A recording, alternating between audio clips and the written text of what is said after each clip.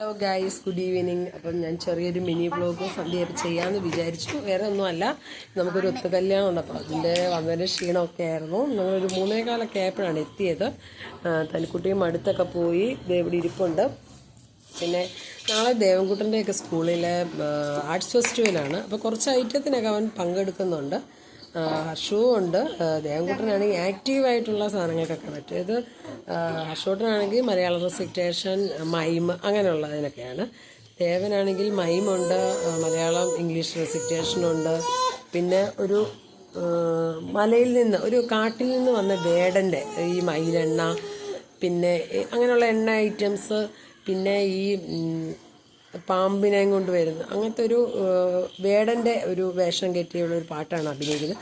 അതിന് വേണ്ടിയിട്ട് 2 ആഴ്ച മുന്നേ തന്നെ അതിനുള്ള പ്രിപ്പറേഷനൊക്കെ തുടങ്ങിയിട്ടുണ്ട്. അപ്പോൾ അതിൻ്റെ കുറച്ച് ഐറ്റമൊക്കെ കാണിക്കാമല്ലോ നോക്കാണ് വിളിച്ചത്. അവൻ ഈ പ്ലാസ്റ്റർ ഓഫ് പാരീസ് വെച്ച് ചകിരി ഇതൊക്കെ ആയിട്ട് അവൻ ഒരു പാമ്പിനെ ഉണ്ടാക്കിയിട്ടുണ്ട്. ഇതാണ് ആ പാമ്പ്.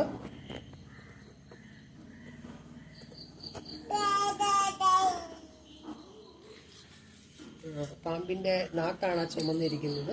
ഇതിപ്പോൾ വൈറ്റ് പാമ്പാണ്. ഇന്ന് അച്ഛനോട് അവൻ ബ്ലാക്ക് പെയിൻ്റൊക്കെ കൊണ്ടുവരാൻ പറഞ്ഞിട്ടുണ്ട്.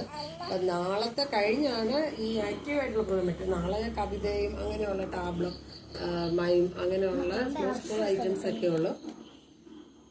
പിന്നെ ഈ പാമ്പാട്ടിയുടെ കയ്യിലിരിക്കുന്ന സാധനമുണ്ടല്ലോ, ഈ സാധനം മകുടി.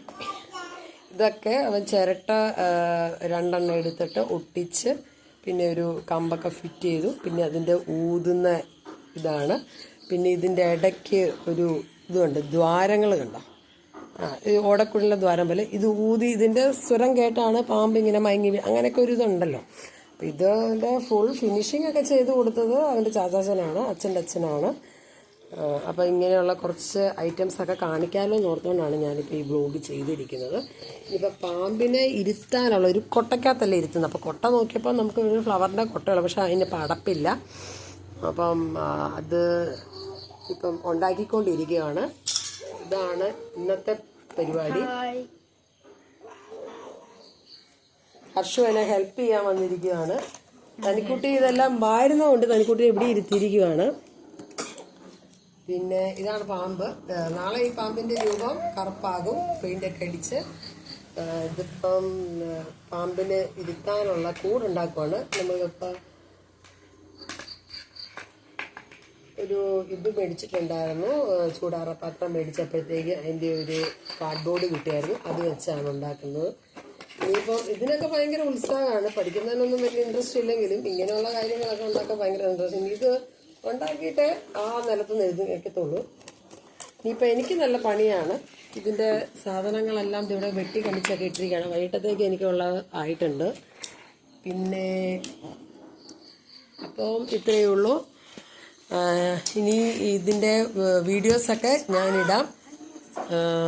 നാടോടി നൃത്തത്തിൻ്റെ വീഡിയോയും മൈമിൻ്റെയൊക്കെ ഇപ്പോൾ സ്കൂളിൽ എനിക്ക് പോകാൻ പറ്റുവാണെങ്കിൽ ഞാൻ പോയി വീഡിയോസൊക്കെ എടുത്തിടാം.